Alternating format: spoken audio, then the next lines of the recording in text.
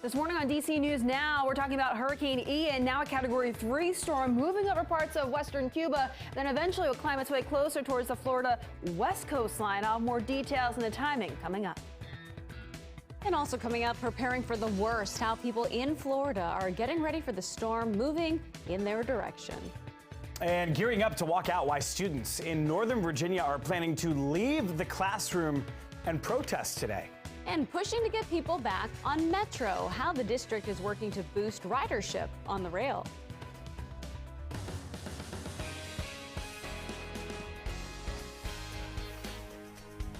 All right, your time right now is 6 o'clock on this Tuesday morning. Thanks for starting your morning with us. I'm Tanaya Wright. And I am Joseph Omo in for Corey James. Getting started on this Tuesday morning, tracking some cloudy skies to start your day. Unfortunately, we have meteorologist Jackie Layer with a look at your forecast. Jackie, good morning to you. Yeah, good morning. But fortunately, we're going to be seeing a mix of sun and clouds out there for today and a beautiful fall day for anyone that wants to head outside, especially during their lunch break. Maybe going out for a walk will be quite nice out there. Radar is all clear this morning.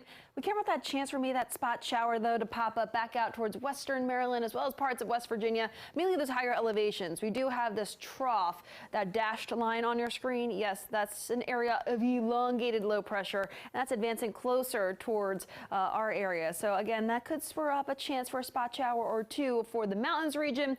Elsewhere, we should be dry. Temperatures out there this morning starting off low 60s in DC. Many locations are into the 50s. Aside from now, we're seeing right along I-81 temperatures dropping back mid to upper 40s from Winchester to Woodstock, upper 40s also out towards Kaiser and Cumberland. So a bit of a cooler start back out that way. But wind speed relatively light right now, between 3 to 7 miles per hour. But we'll likely see those winds picking up later on today. So it will be breezy at times. But overall, planning out the rest of your day, we're talking upper 50s through about 7 a.m., upper 60s by 11 a.m. and by 3 p.m. we should see those temperatures bouncing back in the low 70s under a mix of sun and clouds through much of the day, and we should be seeing some more sunshine developing by the middle of the afternoon. Now more details and a latest update on Hurricane Ian coming up. Right now, I do want to toss it over to Shanika with the all-important traffic update. How's it looking out there this morning? All right, well, we're talking about a crash that really never caused any issues. We're looking at 95 headed northbound. You can see it to the right, but cars really are just tapping their brakes, if that. Let's flip over to the maps. It never really caused any issues here. You could see all green, no red at all, but that crash anyways,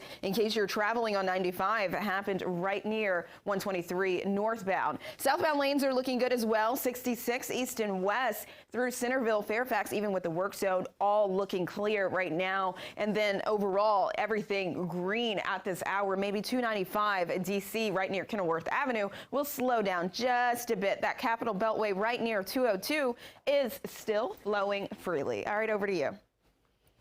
All right.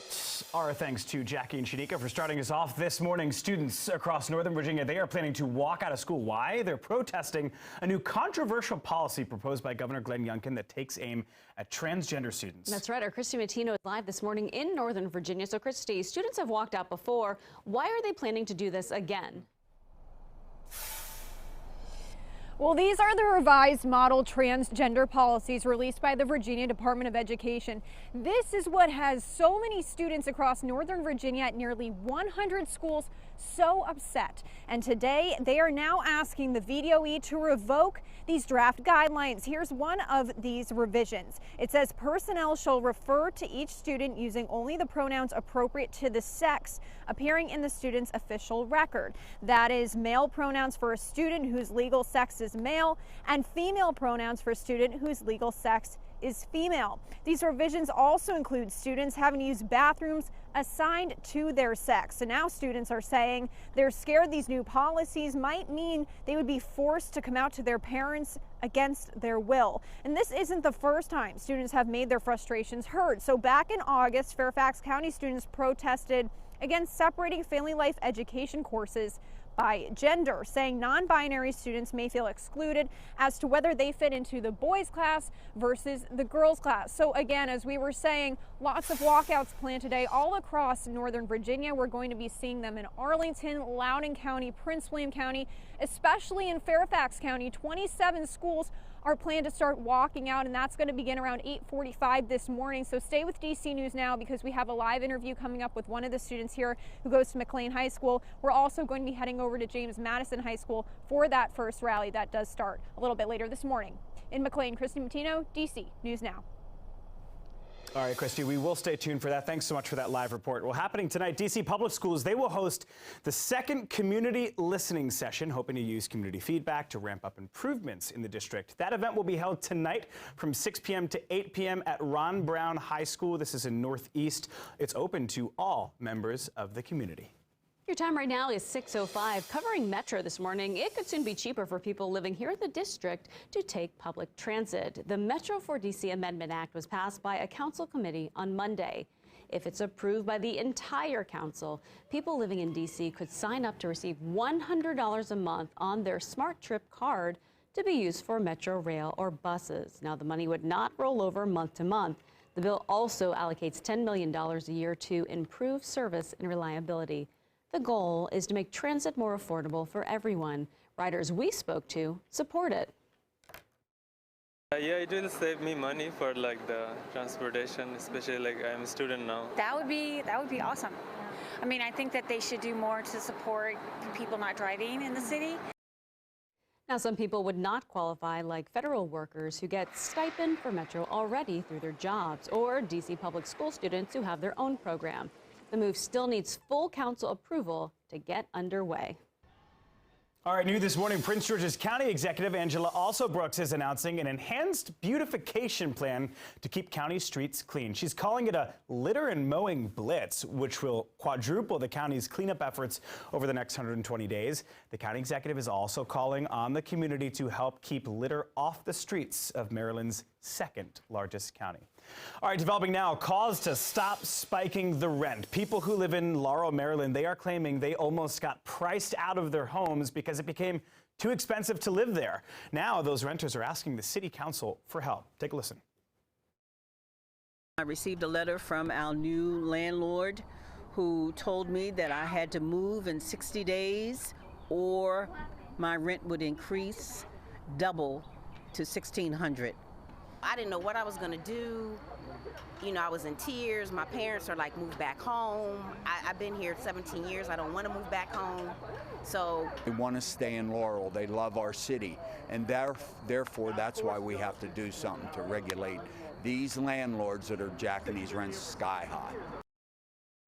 Yeah, so these renters are calling on the city to pass a measure that would limit how much landlords can increase rent. City Council member Carl DeWalt told us that Laurel used money from the American Rescue Plan to offset some of these hikes and to help out some of the renters, but those funds are set to expire in February, so the time is running out. DeWalt and other council members confirmed to DC News Now that they are indeed working to pass a measure for more reasonable rent increases. When we get more, guys, we'll keep you updated right here on DC News Now. The prospect of having a hurricane come on shore in the Tampa Bay area is real. The prospect of, even if it's off the coast, of having really historic storm surge and flooding is very, very real. That's right. Governor Ron DeSantis is preparing Florida for a potential storm not seen in a century. Hurricane Ian could be the first major storm to hit Tampa since 1921. You can see it right here on the map. A lot of people living in those low-lying neighborhoods with the possibility of a 10-foot storm surge. They could see many of their homes and businesses destroyed. Florida is not the only place getting ready for Ian. This morning, parts of Cuba are feeling the effects as those strong winds move in. Ahead of the storm, people packed up what they could in their vehicles to leave their homes. The National Hurricane Center says Cuba could see life-threatening storm surge as well as heavy rain. Ian is expected to reach Florida sometime tomorrow. And the storm is also causing the Tampa Bay Buccaneers to relocate to Miami. The team will get ready for Sunday's game against Kansas City at the Miami Dolphins training complex. Now, as of right now, the game is still expected to be played at Raymond James Stadium in Tampa, and that game is scheduled for Sunday. Your time now is 6:09. Happening now, Vice President Kamala Harris is planning a trip to South Korea. Today, she met with South Korea's Prime Minister in Japan just a few days before she is set to fly to Seoul. Now, she is also set to visit the DMZ, the country's demilitarized zone right along its border with North Korea. This morning, she doubled down on the United States' strong ties to South Korea. And we stand with you in the face of threats, knowing that we are aligned on so many issues. We have a shared history, And we have a lot of work yet to do together to strengthen that relationship. Harris is in Tokyo for the state funeral of assassinated former Japanese leader Shinzo Abe today. Harris is leading a U.S. delegation at those services. You should know the full cost of your ticket right when your comparison shopping to begin with what airline you're going to fly with. So you can pick the ticket that actually is the best deal for you. All right, that was President Biden at the White House yesterday, announcing something that might clear up all that confusion when you are booking a flight. Look, guys, you know how you go to an airline's website, you see a price for the flight that you want, it's perfect, but then by the time you check out, it's gone up like $100. Well, that's what the Biden administration, and specifically the Department of Transportation, want to fix. Yesterday, a new rule was proposed to require airlines to disclose those additional costs. We're talking like baggage or carry-on baggage, whether it be carry-on baggage, or the baggage that goes underneath the plane, ticket changes, seat selection, whatever it may be. The first time an airfare is displayed, not on separate pages, which is the case right now. It's just the latest action from the White House, standing up to the nation's largest airlines who they've said need a refresh. This proposed rule now goes into a 60-day comment period before it can be finalized, so it may be a while before you actually see the changes on any airline websites, but still a step in the right direction. Developing now, preventing the federal government from shutting down. More than $12 billion in aid will be included in a stopgap spending bill that would fund the federal government until mid-December. That bill would need to be approved in both the House and Senate by the end of Friday. If not, the government will enter into a partial shutdown. Of note here, the package is going to include some funding, some disaster assistance funding for Jackson, Mississippi, where many people have been out without clean water since August. So here's where we're at. The Senate, they are expected to hold a procedural vote this evening. Hoping we get some more answers then.